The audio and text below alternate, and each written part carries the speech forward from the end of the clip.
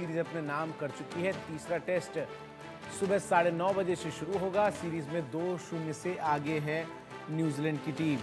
तो भारत और न्यूजीलैंड के बीच 3 टेस्ट मैचों की सीरीज का तीसरा टेस्ट मैच आपको बता दूं आज खेला जाएगा, और ऐसे में टीम इंडिया के लिए चुनौती होगी कि सीरीज में क्लीन स्वीप से उसे बचना होगा, क्योंकि न्यूजीलैंड जिस फॉर्म में इस वक्त खेलती नजर आ रही है, ऐसे में टीम इंडिया के लिए ये मैच जीतना बेहद अहम इस लिहाज से भी है क्योंकि विश्व टेस्ट चैंपियनशिप का अगर टीम इंडिया को फाइनल खेलना है तो इस मैच को किसी भी हालत में जीतना होगा।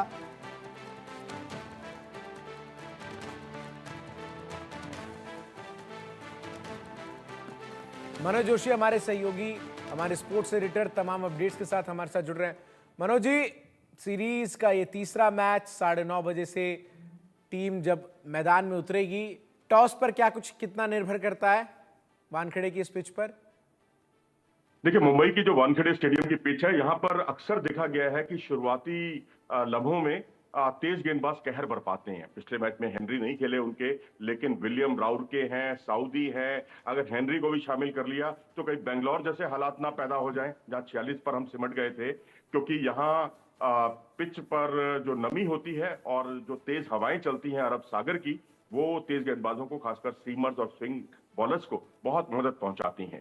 अगर आप यहां पर 2 घंटे 1.5 घंटे लंच तक का समय आपने निकाल लिया तो फिर यहां पर हमने बड़ा स्कोर बनते हुए भी देखा है। तो सेफर साइड यही है कि आप टॉस जीतिए, पहले फील्डिंग करने का फैसला कीजिए, वो बेहतर होगा।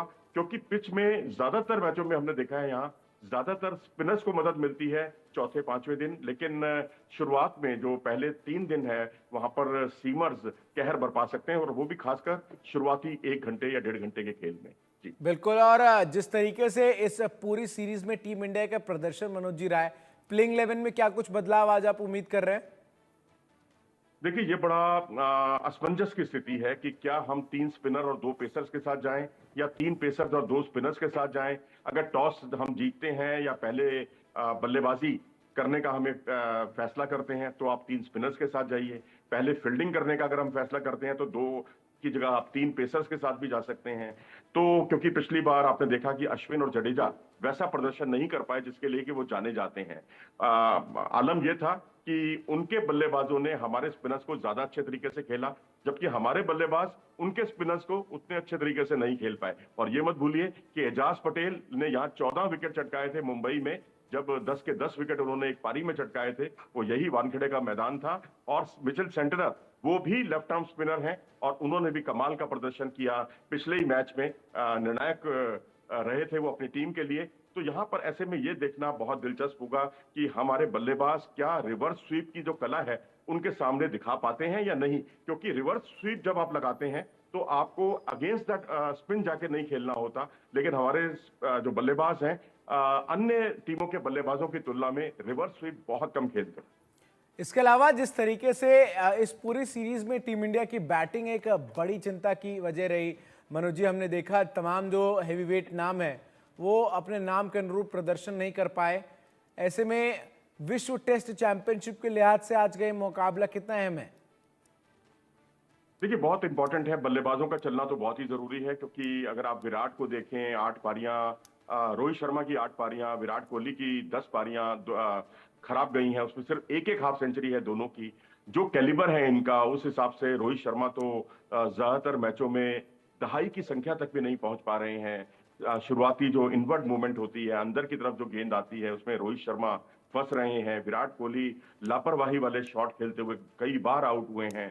और जिस तरह से एक लो फुल टॉस गेंद पर पिछले मैच में उन्होंने अक्रॉस खेलने चले गए थे, वो उनके लिए आत्मघाती साबित हुआ। इसके अलावा अगर आप देखेंगे, विराट कोहली अक्सर गेंद को मिडल नहीं कर पा रहे हैं और एजेस लग रहे हैं। और पिछली 12 पारियों में 6 बार तो उनके एजेस लगे हैं, जिससे या तो गेंद विकेट कीपर के हाथ गई है या स्लिप के फील्डर्स के हाथ में गई है। तो मेरे ख्याल से इन 2 बल्लेबाजों का चलना बहुत जरूरी है। बाकी यशस्वी अपने काम को बखूबी अंजाम दे रहे हैं और सरफराज और शुभमन गिल से भी काफी उम्मीदें हैं।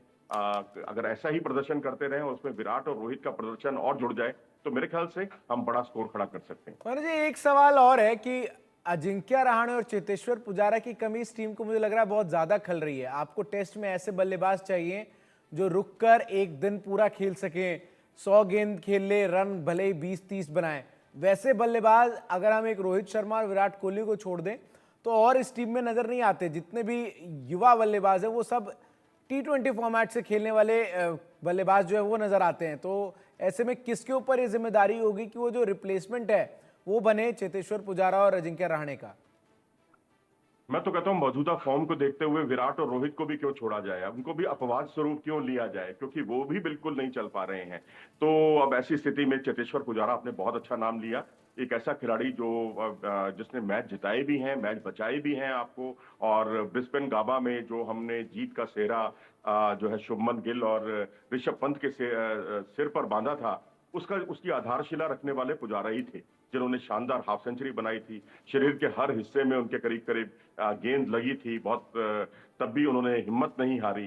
तो मुझे लगता है जो कुशल डिफेंस चाहिए ना, वो आज की जो पीढ़ी है या आज की जो मौजूदा प्लेइंग 11 है हमारी, उसको चेतेश्वर पुजारा से सीखना चाहिए। उनके वीडियोस देखने चाहिए कि कैसे डिफेंड किया जाता है। यहाँ तो 2 मौकों पर Rohit Sharma forward defensive shot खेलते हुए एजेस के शिकार हो गए और उस पर भी वो आउट हो गए, अपना विकेट नहीं बचा पाए। जब आप गेंद को रोकते हुए अपने आप विकेट नहीं बचा पा रहे हैं और आप विशुद्ध रूप से बल्लेबाज की हैसियत से खेल रहे हैं, तो फिर तो सवाल तो उठेंगे ही ना आप पर। जी। और चूंकि जब हम पुजारा की बात कर रहे हैं, मनोज जी, पुजारा ने रिटायरमेंट नहीं लिया है अभी, तो गुंजाइश है क्या उनकी वापसी की? पुजारा हो या फिर रहाणे हो, दोनों की? देखो जी, पुजारा ने पिछले मैच में सेंचुरी भी बनाई है, 150 के आसपास रन बनाए हैं। और अब क्योंकि टीम मैनेजमेंट जो है पीछे नहीं सोच रहा, आगे की सोच रहा है, आगे चल लेकिन कोई मतलब नहीं है आगे की सोचने का। आप वर्तमान में जियो, फ्यूचर की चिंता मत करो।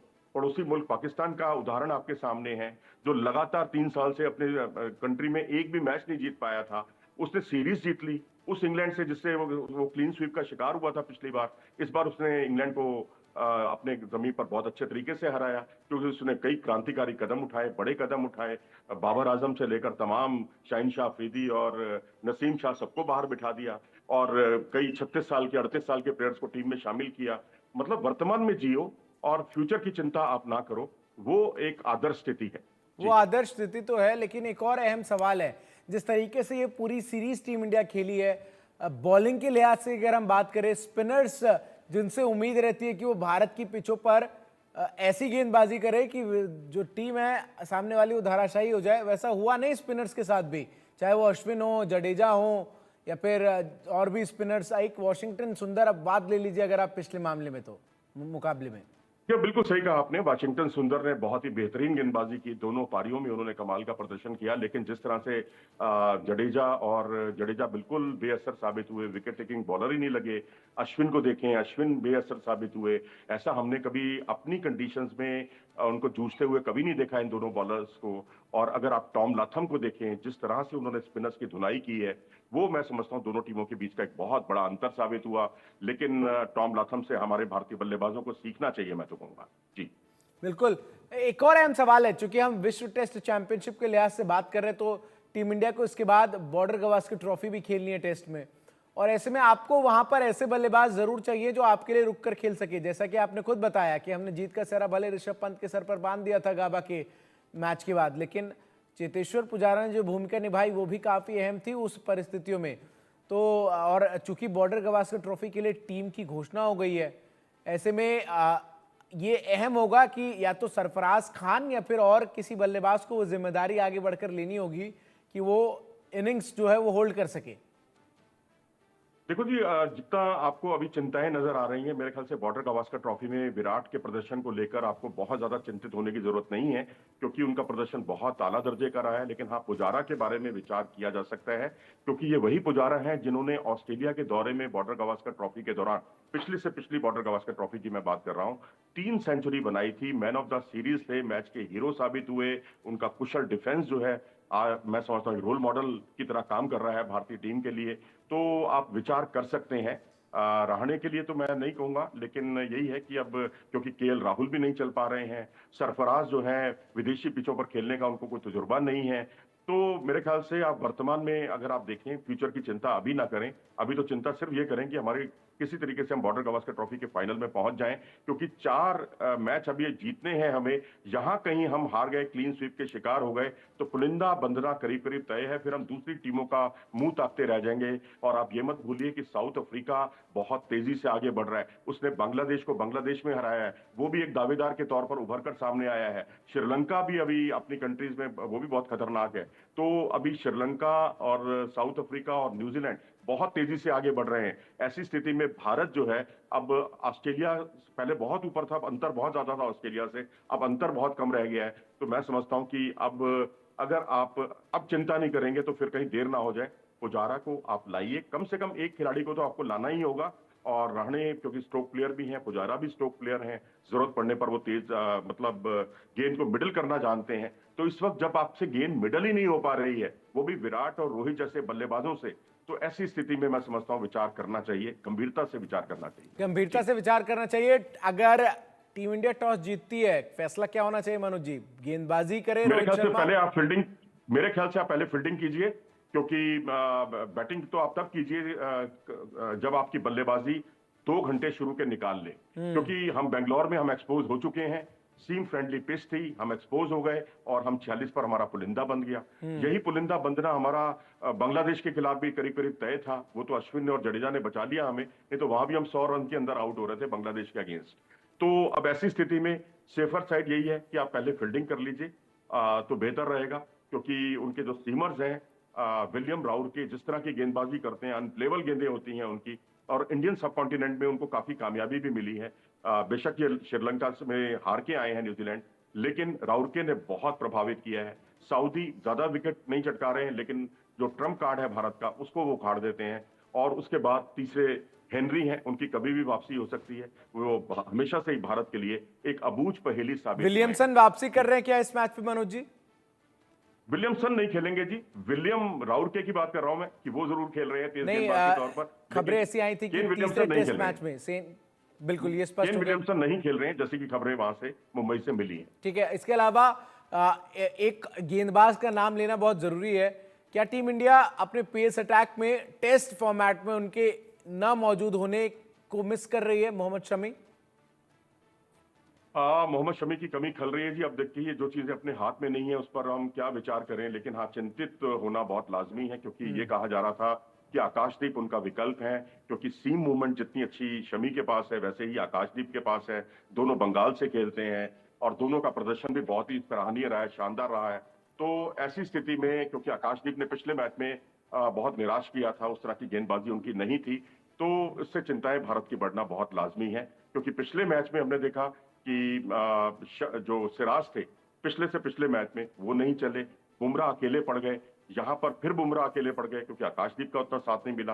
तो आपने बिल्कुल ठीक कहा कि शमी एक ऐसे प्लेयर है, मुकम्मल प्लेयर है। उनकी सीम मूवमेंट अक्सर कहर बरपाती है और टीम के लिए बहुत उपयोगी साबित होते हैं। उनकी कमी वाकई भारत को बहुत खल रही है इस समय। उनकी कमी तो खल ही खल रही है, लेकिन जिस तरीके से टीम इंडिया का प्लेइंग 11 भी नजर आता है, मुझे जो दोनों टेस्ट मैचेस में प्लेइंग 11 नजर आया मनोज जी, वो थोड़ा सा कंफ्यूज प्लेइंग 11। आप इस बात को फैसला नहीं कर पा रहे कि आपको ज्यादा गेंदबाज खिलाने हैं, ये बल्लेबाज, आपको कॉम्बिनेशंस क्या सही नहीं बैठ रहे हैं। वॉशिंगटन सुंदर आप एक सरप्राइज के तौर पर पिछले मैच में लेकर आए, जो कि सफल रहे, लेकिन अभी भी मुझे लग रहा है कि एक एक्सपेरिमेंट के फेज से ही प्लेइंग 11 को लेकर जो कोच गौतम गंभीर है वो इस वक्त करते नजर आ रहे हैं।